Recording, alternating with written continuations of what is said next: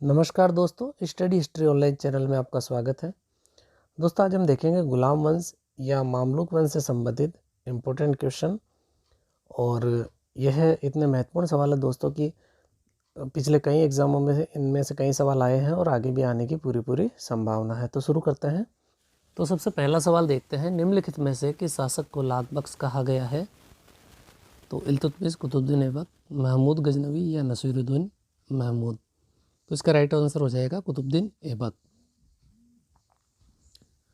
दोस्तों, जो कुतुबुद्दीन ऐबक है उसको एक इतिहासकार मिन्हाजुद्दीन सिराज ने इसको एक वीर और उदार हृदय वाला सुल्तान इसको कुतुबुद्दीन ऐबक को बताया है। और इसको लाख बख्श कहने का तात्पर्य यह है कि वह लोगों को जो है लाखों का दान दिया करता था और उससे की जो इसी उदारता के कारण उसको लाख बख्श कहा गया है। सेकंड क्वेश्चन अगर हम देखें तो कुतुबुद्दीन ऐबक की राजधानी कहाँ पर थी? तो दोस्तों, कुतुबुद्दीन ऐबक की जो राजधानी थी वह लाहौर थी।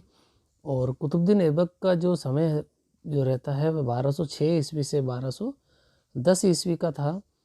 और यह लाहौर से ही जो है अपने शासन का संचालन किया करता था, इसलिए लाहौर ही उसकी राजधानी थी। नेक्स्ट क्वेश्चन देखते हैं, मामलुक नाम किस इतिहासकार द्वारा दिया गया? तो इरफान हबीबुल्लाह, मिन्हाजुद्दीन सिराज या अलबरूनी। तो यह जो मामलुक नाम दिया गया यह हबीबुल्लाह द्वारा दिया गया था। और मामलुक शब्द का अर्थ होता है दोस्तों स्वतंत्र माता पिता से उत्पन्न हुए दास। नेक्स्ट क्वेश्चन है दोस्तों, निम्नलिखित में से किसे भारत में तुर्की साम्राज्य का जो है तुर्की राज्य का संस्थापक माना जाता है? तो इल्तुतमिश, बलबन, कुतुबुद्दीन ऐबक या महमूद गजनवी। तो इसका राइट आंसर हो जाएगा कुतुबुद्दीन ऐबक। कुतुबुद्दीन ऐबक को ही तुर्की राज्य का भारत में संस्थापक माना जाता है और दिल्ली का प्रथम तुर्क यह शासक था, यानी इसे ही जो है दिल्ली का प्रथम तुर्क शासक माना जाता है। दिल्ली में किस सुल्तान ने कुतुब मीनार की नींव रखी? तो कुतुबुद्दीन ऐबक, इल्तुतमिश, अलाउद्दीन खिलजी या फिरोज शाह तुगलक। तो जो कुतुब मीनार की नींव रखने वाले थे वह थे कुतुबुद्दीन ऐबक। और कुतुबुद्दीन ऐबक ने ही दोस्तों प्रसिद्ध जो सूफी संत थे ख्वाजा कुतुबुद्दीन बख्तियार काकी, उन्हीं की याद में दिल्ली के निकट एक स्थान है मेहरौली, दिल्ली के निकट मेहरौली में जो है कुतुब मीनार की नींव रखी और इसे बाद में जो है इल्तुतमिश ने पूरा करवाया। और उसके बाद में क्या होता है दोस्तों, इसका जो ऊपर का भाग है आंधी और बिजली से क्षतिग्रस्त हो जाने के कारण फिरोज तुगलक जो है उसे और पूरा करवाया था। कुतुबुद्दीन ऐबक ने किस शहर में अढ़ाई दिन के झोपड़े की मस्जिद का निर्माण करवाया? तो अढ़ाई दिन का झोपड़ा जो है वह अजमेर में है और अजमेर जो है राजस्थान स्टेट में है। यहाँ पर जो यह अढ़ाई दिन का झोपड़ा बनाया था इसमें पहले संस्कृत विद्यालय था जिसका निर्माण कराने वाले थे विग्रह राज, यानी कि यहाँ पर संस्कृत विद्यालय था, उस इमारत को तुड़वा के इन्होंने अढ़ाई दिन का झोपड़ा वहाँ बनवाया। और इसी जो अढ़ाई दिन का झोपड़ा है यहाँ पर जो था संस्कृत नाटक हरिकेली के कुछ अंश अंकित है। नेक्स्ट क्वेश्चन है, भारत में बनने वाली पहली तुर्क मस्जिद कहाँ स्थित है? तो बदायूं, अजमेर, दिल्ली या लाहौर। तो पहली तुर्क मस्जिद जो बनी थी वह दिल्ली में बनी थी और यह जो मस्जिद थी वह कुतुबुद्दीन ऐबक द्वारा निर्मित थी और उसका नाम था कुव्वतुल इस्लाम मस्जिद। कुव्वतुल इस्लाम। किस शासक को कुरान ख्वाह कहा गया है? बहुत ही इंपॉर्टेंट सवाल है। तो कुतुबुद्दीन ऐबक जो था उसको कुरान ख्वाह कहा गया है क्योंकि यही पहला ऐसा शासक था जिसने कुरान को विधि विधान से पढ़ना शुरू किया और इसके कारण जो है इसको कुरान ख्वाह कहा गया। भारत के किस शहर में बनने वाली पहली मुस्लिम कॉलोनी थी? तो भारत में जो है मेहरौली में बनने वाली पहली मुस्लिम कॉलोनी थी, यानी कि ऐबक ने ही सबसे पहले जो मेहरौली है वहाँ मुस्लिम कॉलोनी बसाई और इसके बाद अजमेर में द्वितीय जो है मुस्लिम कॉलोनी बसाई गई। किस वर्ष कुतुबुद्दीन ऐबक की चौगान यानी पोलो खेलते हुए घोड़े से गिर जाने के कारण मृत्यु हुई? तो दोस्तों 1210 ईस्वी में जो है कुतुबुद्दीन की चौगान खेलते समय घोड़े से अचानक गिर जाने से मृत्यु हुई थी। किस शासक के बारे में या किस सुल्तान के बारे में कथन है कि अन्य सुल्तानों के एक या दो बेटे हो सकते हैं पर मेरे तो हजारों बेटे हैं, मेरे तुर्की गुलाम ही मेरे राज्यों के उत्तराधिकारी होंगे? बहुत ही इंपॉर्टेंट ये स्टेटमेंट है। किसने कहा था? तो इल्तुतमिश, कुतुबुद्दीन ऐबक, अलाउद्दीन खिलजी या मोहम्मद बिन तुगलक। तो इसका राइट आंसर हो जाएगा दोस्तों कुतुबुद्दीन ऐबक। कुतुबुद्दीन ऐबक ने ही यह कथन कहा था कि अन्य सुल्तानों के 1 या 2 बेटे हो सकते हैं, पर मेरे तो हजारों बेटे हैं, यानी मेरे तुर्की गुलाम ही मेरे राज्यों के उत्तराधिकारी होंगे। तो यह कथन जो है कुतुबुद्दीन ऐबक का है, और यह स्टेटमेंट के बारे में मिनाजुद्दीन जो सिराज है उसने बताया था। अगला सवाल है, इल्तुतमिश के शासक बनने के दौरान वह किस प्रांत का इक़्तिदार था? तो जब इल्तुतमिश शासक बनता है उसके दौरान वह जो था दोस्तों बदायूं का इक़्तिदार था। और 1200 ईस्वी में क्या होता है, 1200 ईस्वी में इल्तुतमिश को ऐबक ने सबसे पहले ग्वालियर का जो इक़्तिदार बनाया था, इसके बाद जो है बरन का बनाया, यानी सबसे पहले इसको ग्वालियर का, फिर बरन का, और जब यह शासक बनने वाला था उससे पहले यह बदायूं का इक़्तिदार था। दिल्ली सल्तनत के किस शासक ने सल्तनत को सबसे पहले वंशानुगत बनाया? तो कुतुबुद्दीन ऐबक, अलाउद्दीन खिलजी, इल्तुतमिश या गयासुद्दीन तुगलक? तो इसका राइट आंसर हो जाएगा दोस्तों इल्तुतमिश। दिल्ली सल्तनत का जो इल्तुतमिश शासक था, पहला ऐसा शासक था जिसने सल्तनत को वंशानुगत बनाया। और इसकी मृत्यु के बाद में इसके जो उत्तराधिकारी थे, जैसे रुकनुद्दीन फिरोज, रजिया सुल्तान, बहराम शाह, अलाउद्दीन मसूद शाह आदि सुल्तान बने थे। अगला सवाल है दोस्तों, इल्तुतमिश को कब अब्बासी खलीफा अल मुतस्सिर बिल्लाह से मान्यता प्राप्त जो अधिकार पत्र है वह प्राप्त हुआ था? तो 1219 में, 1229 में, 1236 में या 1214 में? तो इसका राइट आंसर हो जाएगा 1229 में। 1229 में ही जो है दोस्तों इल्तुतमिश को बगदाद का जो खलीफा था अल मुतस्सिर बिल्लाह उससे मान्यता का अधिकार प्राप्त हुआ, जिससे वह सुल्तान के रूप में जो है उसकी स्वतंत्र स्थिति और दिल्ली सल्तनत की औपचारिक मान्यता उसको मिल गई। दिल्ली सल्तनत का पहला संप्रभु या प्रभुता संपन्न जो शासक था वह कौन था? तो इसका राइट आंसर हो जाएगा इल्तुतमिश। इल्तुतमिश ही पहला ऐसा तुर्की शासक था दोस्तों जिसके जो है खलीफा ने मान्यता अधिकार पत्र दिया था, जिसका कि हमने अभी नाम देखा था अल मुतस्सिर बिल्लाह। यह बगदाद का खलीफा था। तुर्कान चहलगानी या 40 अमीरों का समूह किसका उपनाम था? तो इसका राइट आंसर अगर हम देखें तो ये इल्तुतमिश द्वारा जो गठित तुर्की अमीर थे उनका समूह था। नेक्स्ट क्वेश्चन है, हस्म कल्ब क्या होता था? तो जो दोस्तों हस्म कल्ब है वह जो होता था वह सुल्तान के व्यक्तिगत सैनिक जो होते थे उन्हें ही हस्म कल्ब कहा गया है। तो राइट आंसर इसका हो जाएगा सुल्तान के व्यक्तिगत सैनिक। नेक्स्ट क्वेश्चन है, दिल्ली सल्तनत में पहला मुस्लिम शासक कौन था जिसने शासन व्यवस्था में सुधार का प्रयास किया? तो ऐबक, अलाउद्दीन खिलजी, रजिया सुल्तान या इल्तुतमिश? तो इसका राइट आंसर अगर हम देखें तो हो जाएगा इल्तुतमिश। इल्तुतमिशी जो था इसका नाम पूरा नाम था शमसुद्दीन इल्तुतमिश। यह पहला मुस्लिम शासक था जिसने शासन व्यवस्था में सुधार का प्रयास किया था। मध्यकालीन इस्लामी मुद्रा व्यवस्था का जन्मदाता तथा दिल्ली को अपने साम्राज्य की राजधानी घोषित करने वाला पहला सुल्तान कौन था? तो इसका भी राइट आंसर हो जाएगा इल्तुतमिश। तो इल्तुतमिश ही पहला तुर्क सुल्तान था जिसने शुद्ध अरबी सिक्के चलाए। और सुल्तान जो था यह इल्तुतमिश, इसने चांदी का टंका तथा तांबे का जितल भी चलाया था। अगला सवाल है दोस्तों, किस सुल्तान ने भारत के बारे में कहा था कि भारत अरब नहीं है और व्यवहारिक रूप से इसे दारुल इस्लाम में परिवर्तित करना संभव नहीं है? तो इसका राइट आंसर हो जाएगा दोस्तों इल्तुतमिश।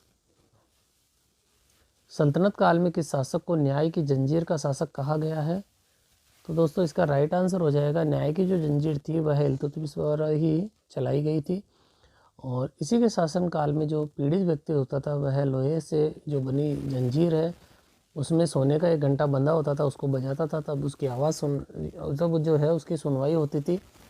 और जो न्याय चाहने वाला था वह व्यक्ति लाल कपड़े पहनता था, यानी उसको लाल वस्त्र जो है पहनने पड़ते थे।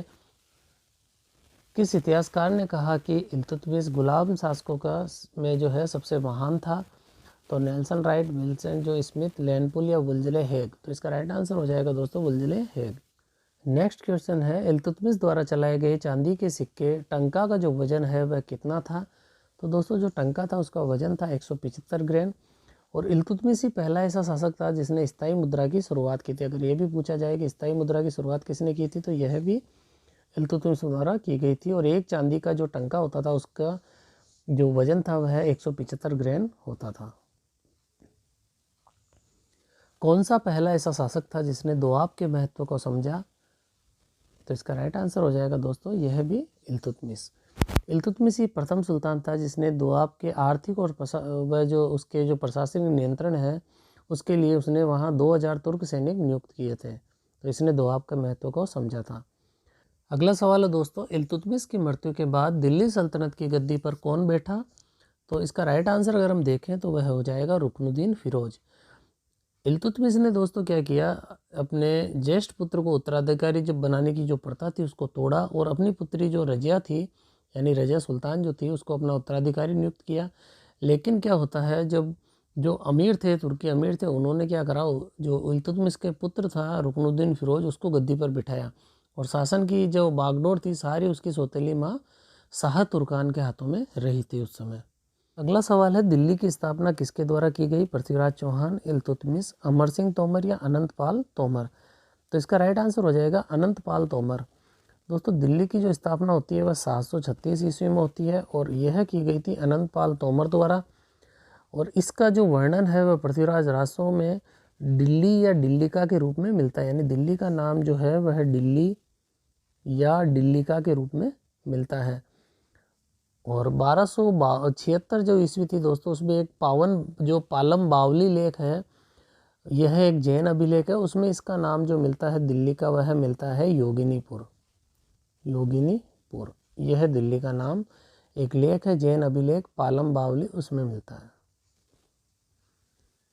नेक्स्ट क्वेश्चन है, रजिया सुल्तान ने किसे अमीर आखूर के पद पर नियुक्त किया? तो यह आखूर है, यहाँ पर अमीर आखुर पद पर नियुक्त किया था रजिया सुल्तान ने जमालुद्दीन याकूत को। यानी कि यह एक जो जमालुद्दीन याकूत है वह एक हब्सी अफसर था, उससे जो रजिया सुल्तान थे उसका बेहद लगाव था। इसे ही इसने अमीर आखुर यानी कि अश्वशाला का जो प्रधान है उसका पद दिया। और यह क्या करना चाहती थी कि जानबूझकर तुर्की अमीरों को राजकीय पदों पर जो अधिकार था उसे तोड़ना चाहती थी। इस कारण दिल्ली सल्तनत की पहली महिला मुस्लिम शासिका कौन थी? तो दिल्ली सल्तनत की पहली मुस्लिम शासिका थी रजिया सुल्तान। यह दिल्ली सल्तनत की पहली और अंतिम महिला मुस्लिम शासिका थी।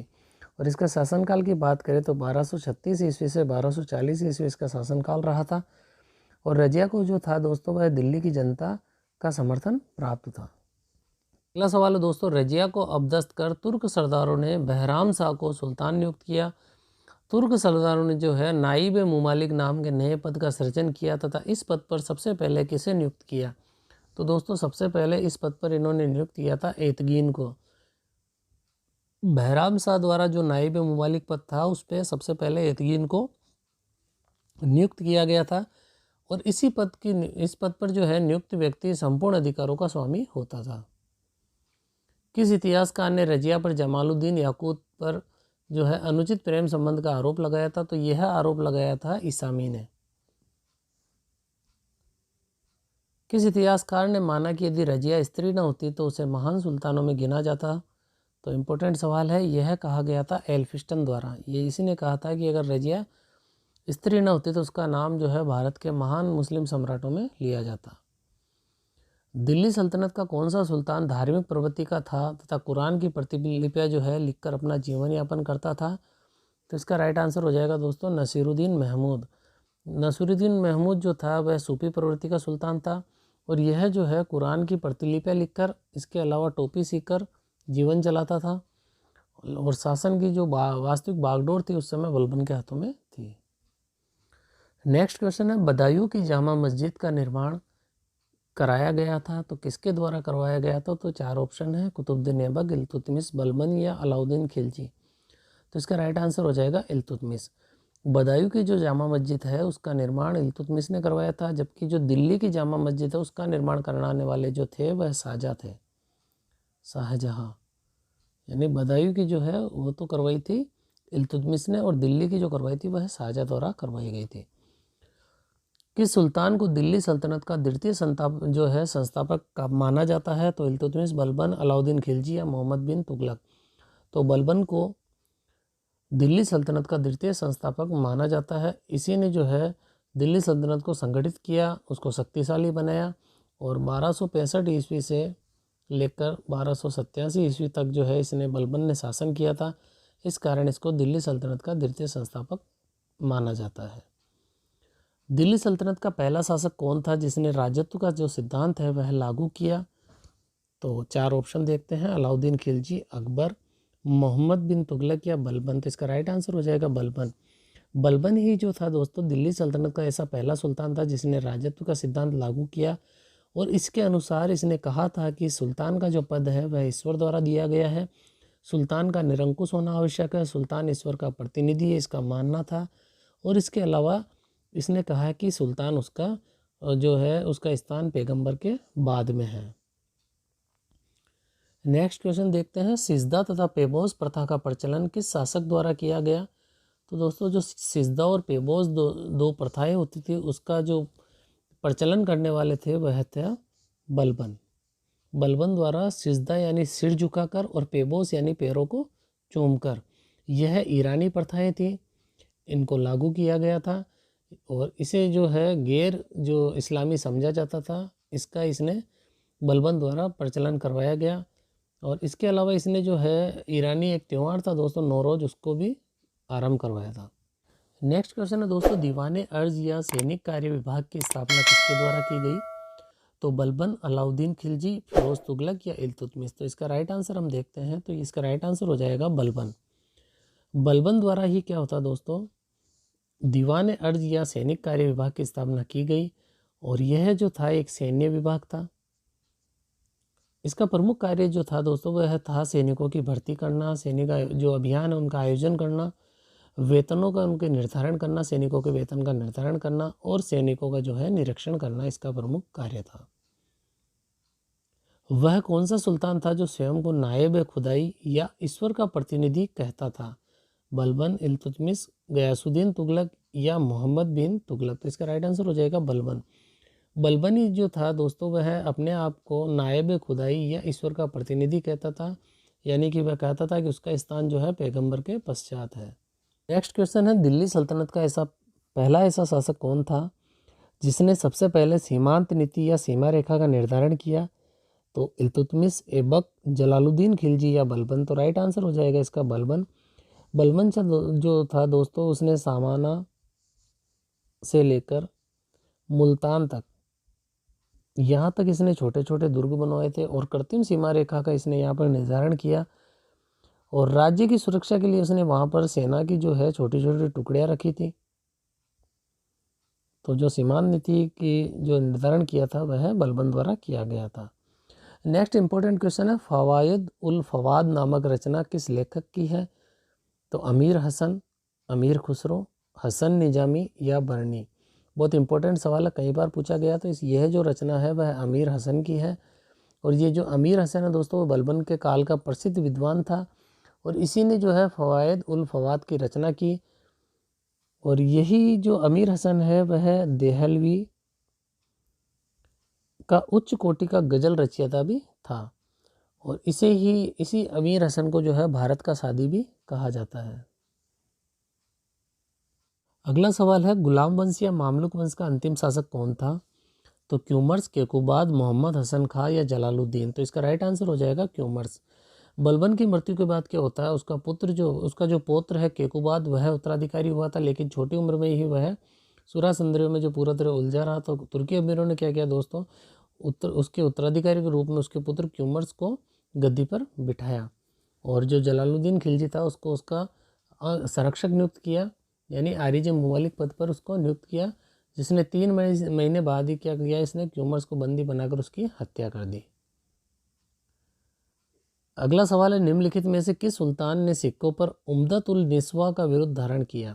बहुत ही इंपॉर्टेंट सवाल है। जो उम्दतुल निस्वा जो था वह रजिया सुल्तान द्वारा धारण किया गया था, और अगर हम देखें तो जब दिल्ली सल्तनत में गुलाम वंश का शासनकाल था उसी दौरान 1336 ईस्वी में जो इल्तुतमिश की पुत्री थी रजिया, 1336 ईस्वी में यह रजिया सुल्तान जो थी वह शासक बनी, और इसने जो है 1340 ईस्वी तक शासन किया, और रजिया सुल्तान ने जो है उम्दतुल निस्वा की उपाधि धारण की थी। तो यह था दोस्तों आज का हमारा इम्पोर्टेंट टॉपिक, गुलाम वंश या मामलुक वंश से संबंधित, जिसमें हमने 40+ महत्वपूर्ण सवाल देखे, और यह आशा करता हूँ जो यह सवाल है आपके लिए आने वाले एग्जाम में सहायक सिद्ध होंगे। और आज का वीडियो आपको पसंद आया होगा दोस्तों, तो पसंद आया तो वीडियो को लाइक करना ना भूलें, ज़्यादा से ज़्यादा अपने दोस्तों में शेयर करें, और अगर आप चैनल पर नए हैं तो चैनल को सब्सक्राइब करना ना भूलें। मिलते हैं ऐसे ही इम्पोर्टेंट वीडियो के साथ। धन्यवाद।